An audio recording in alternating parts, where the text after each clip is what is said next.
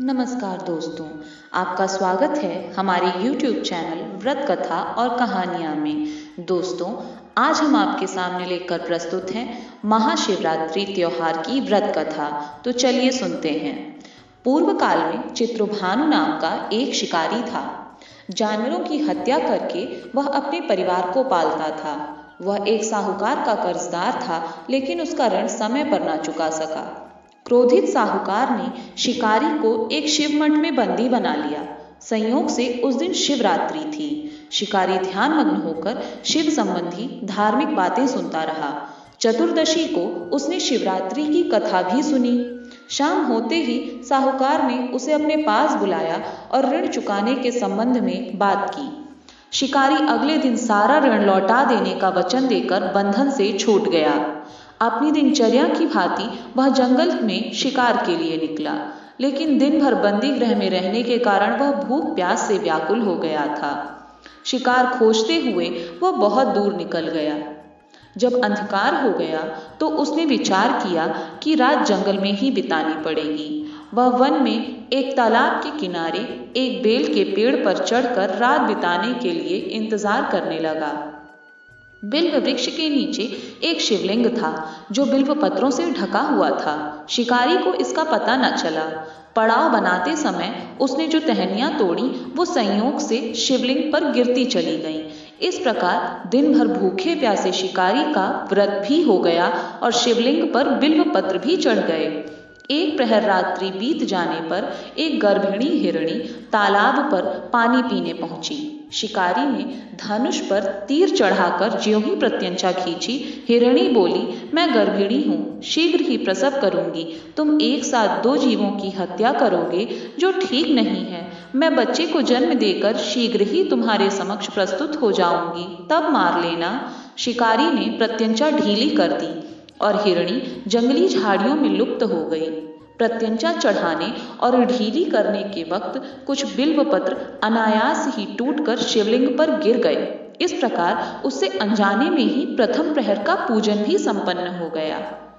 कुछ ही देर बाद एक और हिरणी उधर से निकली। शिकारी की प्रसन्नता का ठिकाना न रहा। समीप आने पर उसने धनुष पर बाण चढ़ाया। तब उसे देखकर हिरणी ने विनम्रता पूर्वक निवेदन किया, हे शिकारी, मैं थोड़ी देर पहले ही ऋतु से निवृत्त हुई हूँ। कामातुरविरहिणी हूँ, अपने प्रिय की खोज में भटक रही हूँ। मैं अपने पति से मिलकर शीघ्र ही तुम्हारे पास आ जाऊंगी। शिकारी ने उसे भी जाने दिया। 2 बार शिकार को खोकर उसका माथा ठनका। वह चिंता में पड़ गया। रात्रि का आखिरी पहर भी बीत रहा था। इस बार भी धनुष से लगकर कुछ बेलपत्र शिवलिंग पर जा गिरे तथा दूसरे प्रहर का पूजन भी संपन्न हो गया। तभी एक अन्य हिरणी अपने बच्चों के साथ उधर से निकली। शिकारी के लिए यह स्वर्णिम अवसर था। उसने धनुष पर प्रत्यंचा चढ़ाने में देर न लगाई। वह तीर छोड़ने ही वाला था कि हिरणी बोली, हे शिकारी, मैं इन बच्चों को इनके पिता के हवाले करके लौट आऊंगी। इस समय मुझे ना मारो। शिकारी हंसा और बोला, सामने आए शिकार को छोड़ दूं? मैं ऐसा मूर्ख नहीं। इससे पहले मैं 2 बार अपना शिकार खो चुका हूँ। मेरे बच्चे भूख प्यास से व्यग्र हो रहे होंगे। उत्तर में हिरणी ने कहा, जैसे तुम्हें अपने बच्चों की ममता सता रही है, वैसे ही मुझे भी सता रही है। हे शिकारी, मेरा विश्वास करो, मैं इन्हें इनके पिता के पास छोड़कर तुरंत लौटने की प्रतिज्ञा करती हूँ। हिरणी का दीन स्वर सुनकर शिकारी को उस पर दया आ गई। उसने उस मृगी को जाने दिया। शिकार के अभाव में तथा भूख प्यास से व्याकुल होकर शिकारी अनजाने में ही बेल वृक्ष पर बैठकर बेलपत्र को तोड़ तोड़कर नीचे फेंकता जा रहा था। पौ फटने को हुई तो एक हृष्ट पुष्ट मृग उधर से निकला। शिकारी ने सोच लिया कि वह इसका शिकार तो अवश्य करेगा।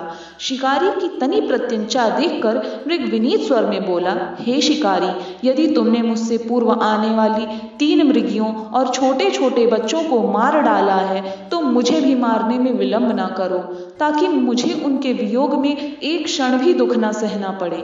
मैं उन हिरणियों का पति हूँ। यदि तुमने उन्हें जीवन दान दिया है, तो मुझे भी कुछ क्षण का जीवन देने की कृपा करो। मैं उनसे मिलकर तुम्हारे समक्ष अवश्य उपस्थित हो जाऊंगा। मृग की बात सुनते ही शिकारी के सामने पूरी रात का घटना चक्र घूम गया। उसने सारी कथा मृग को सुना दी। तब मृग ने कहा, मेरी तीनों पत्नियां जिस प्रकार से प्रतिबद्ध होकर गई हैं, मेरी मृत्यु से वह अपने धर्म का पालन नहीं कर पाएंगी। अतः जैसे तुमने उन्हें विश्वास पात्र मानकर छोड़ा है, वैसे मुझे भी जाने दो। मैं उन सबके साथ तुम्हारे सामने शीघ्र ही उपस्थित होता हूँ। शिकारी ने उसे भी जाने दिया। इस प्रकार प्रातः हो आई। उपवास, रात्रि जागरण तथा शिवलिंग पर बेलपत्र चढ़ाने से अनजाने में ही शिवरात्रि की पूजा शिकारी से संपूर्ण हो गई। पर अनजाने में की हुई पूजा का परिणाम उसे तत्काल मिला। शिकारी का हृदय निर्मल हो गया। उसमें हिंसा के स्थान पर भगवत भक्ति का वास हुआ। थोड़ी ही देर बाद वह मृग सपरिवार शिकारी के समक्ष उपस्थित हो गया ताकि वह उनका शिकार कर सके। किंतु जंगली पशुओं की ऐसी सत्यता, सात्विकता और सामूहिक प्रेम भावना को देखकर शिकारी को बड़ी ग्लानि हुई।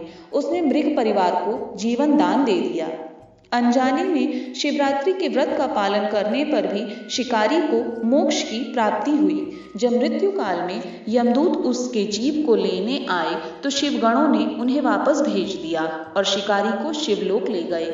शिव जी की कृपा से ही अपने इस जन्म में राजा चित्रभानु अपने पिछले जन्म को याद रख पाए और महाशिवरात्रि के महत्व को जानकर उसका अगले जन्म में भी पालन कर पाए। तो बोलिए हर हर महादेव, नमो नारायण। मित्रों, यदि आपको हमारा यह प्रयास अच्छा लगता है तो प्लीज़ लाइक और सब्सक्राइब करना ना भूलें और शेयर भी ज़रूर करें। ओम नमः शिवाय।